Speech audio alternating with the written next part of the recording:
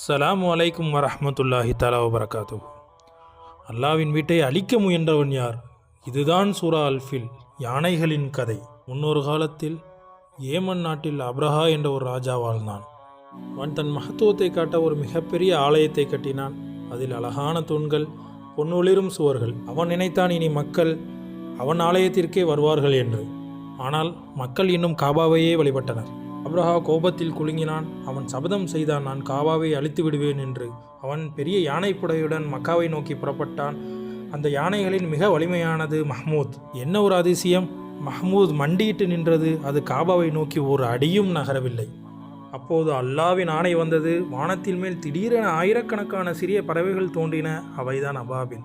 ஒவ்வொரு பறவையும் தங்கள் வாயிலும் நகங்களிலும் சிறிய கற்களை கொண்டிருந்தன.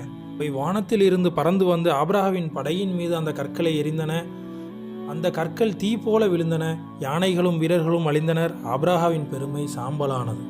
அதன் பிறகு காபா அமைதியாக ஒளிர்ந்து நின்றது. அல்லாஹ் தனது வீட்டை பாதுகாத்தான். அவன் சக்தி எல்லையற்றது. இதுதான் சூரா அல்-ஃபில் கூறும் உண்மை.